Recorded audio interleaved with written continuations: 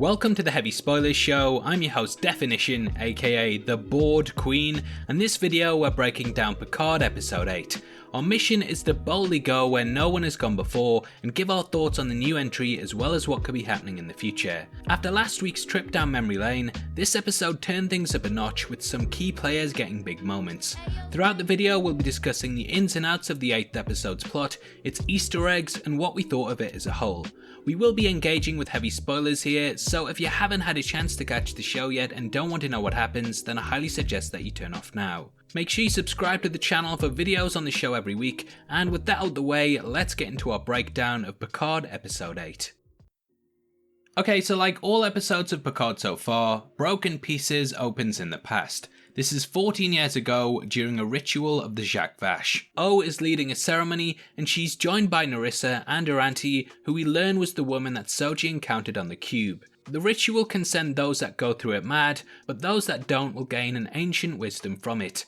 This is the secret of the Zack Vash. Pretty much all of the group go mad except for Narissa, who is the only one that makes it through. Now an interesting tidbit here is that we learn that the Borg cube became broken because they tried to assimilate her aunty, whose mind shut down the station.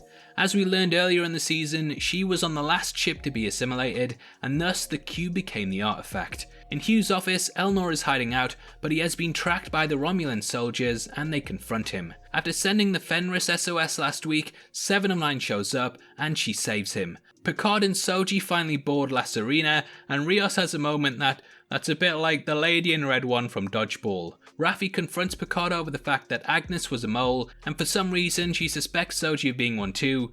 But yeah, I don't know where she got that from, and honestly, I did feel like this moment was quite poorly handled. From last week, the setup made it seem like due to Raffi being suspected of being the mole, that Rios may end up trying to kill her. He had a thing going on with Agnes and never learned the truth from her, so it did seem like it would add a lot to this episode. However, the tension is stripped away immediately, that plot thread is dropped and completely glossed over.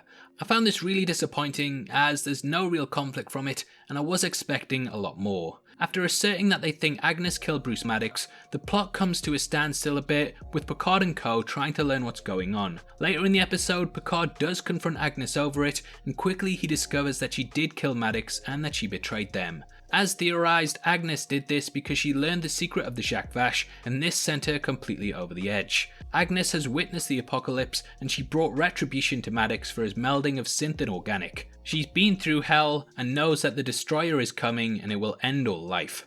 Yikes. Agnes does change her mind though pretty quickly upon meeting Soji, and this does show that perhaps there is hope for those that have been brainwashed by the media or by political figures, you know, just a bit of social commentary there. Raffi goes about the ship trying to find out how a unique star system was formed, but her running into different holograms or with different accents felt like a bit of a sketch show to me. I get that she was getting closer to uncovering the truth behind the Romulan conspiracy, but the tone of it felt a bit out of place with the show for me. Through the holograms, we learn why Rios got all misty-eyed before seeing Soji. They drag their heels in order to reveal it, but we do learn that Rios' prior captain killed himself, which sent him into a breakdown. During a mission, Captain Vandermeer and Rios beamed aboard an ambassador and his daughter Jana, who we learn looked like Soji. They were synths, and as synths were banned, the order was given by Commodore O, who put out a black flag directive to kill them.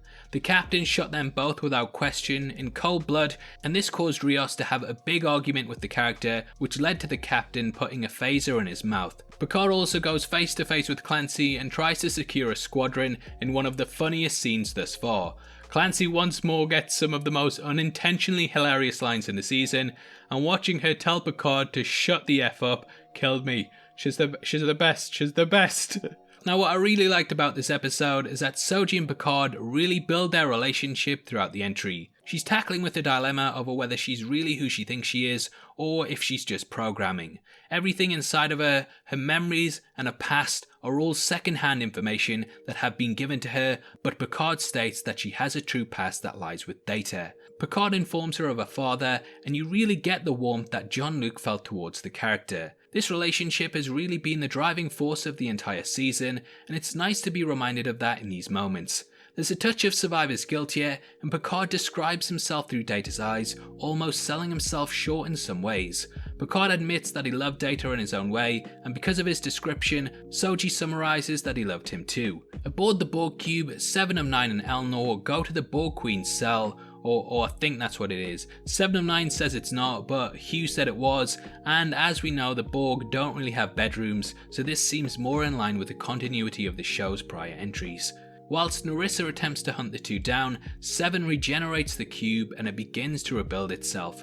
They argue over whether to assimilate the Borg once more, and it's definitely one of the most interesting aspects of the episode. 7 ends up fusing with the cube and becoming a new Borg Queen.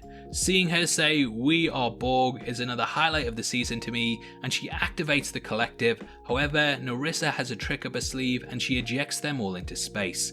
It really elevates the villain, and I'm glad that she's taken the focus over Narek, as she really feels like the true big bad that the season needs. I felt mega sorry for the Borg yet again, and it's not difficult to have sad eyes watching them float off into the great beyond. Now in the first episode, during Picard's dream, Data revealed that he had 5 queens.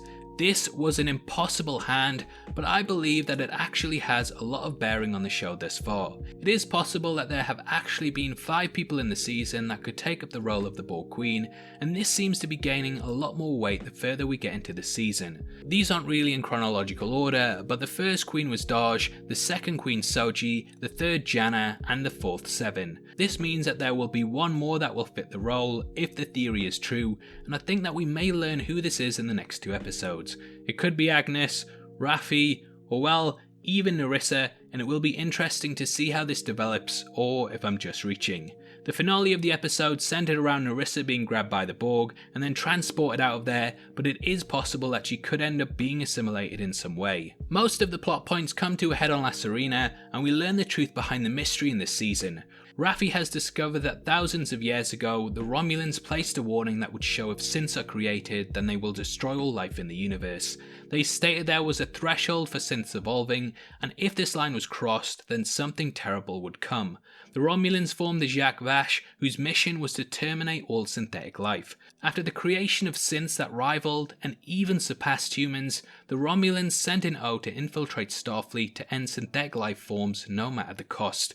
This of course led to the false flag attack on Mars that forced the Federation to ban all synths. This caused Maddox to flee to an unknown world to carry out his work of melding synth and organic, and Jana came from this planet and was picked up by the ship that Rios was aboard. This planet is where the synth nest is located, and the group decide to head there in order to warn them. Back aboard the cube, we see Narissa and the Romulans evacuate because of the Borg uprising, and 7 drops control over the cube. The episode ends with La Serena heading out to the nest, and Picard reminisces over how much he loved the silence of space, and he and Rios discuss their shared history. They come to the conclusion that Vandermeer must have known that Jana was synthetic, and thus he was able to carry out the orders to kill her. However, it wasn't his fault, it was Starfleet's that brainwashed him. They let fear and their prejudice stop them from being open and welcoming to other life forms, and I think that the show is trying to comment on how the world views immigration and people from different nationalities. It says that just because things have happened in the past to cause this fear, that it doesn't mean we should go into the future crippled by this thought process. It's a deep conversation that I wish went on longer, however, Soji arrives and ends it with them arriving at the jump point that will hurtle them towards their destination. Her compass, which was broken last week, now points directly north, showing that she has finally found her way. Just when it seems that they're safe, Narek's ship appears and follows them, which ends the episode. As for next week, it looks like they're travelling across the universe at an incredible speed and that they will be crash landing on the planet. It's difficult to tell exactly what could happen as the preview is so short, but it looks like Soji is going home even if there's a travel ban. Oh, topical here on the channel. Anyway, though I feel like this was one of the weaker episodes in terms of certain aspects, such as the Raffi scenes, I actually feel like it had some of the best moments in the season thus far. With just 2 episodes left, I'm really excited to see where things could go, and hopefully we'll get some theories confirmed next week. Now obviously I'd love to hear your thoughts on Picard, so comment below and let me know. If you enjoyed this video then please drop a thumbs up, and if you've missed any of our breakdowns so far then they're going to be linked in a playlist at the end. If you want to support the channel from as little as 99 cents a month, then please click the join button below. We massively appreciate it, and as a thank you, you get access to content early. If you want to come chat to us after the show, either follow us at DefinitionYT or click the Discord link in the description below. Every month we give away free movies to people who are subscribed to the channel, and this month all you have to do to be in with a chance of winning the Infinity Saga box set is leave a comment and make sure you subscribe with notifications on. The more videos you comment on, the more you have a chance of winning, so make sure you get involved. The winner is going to be chosen at random on the 15th of March, so best of luck to everyone who takes part.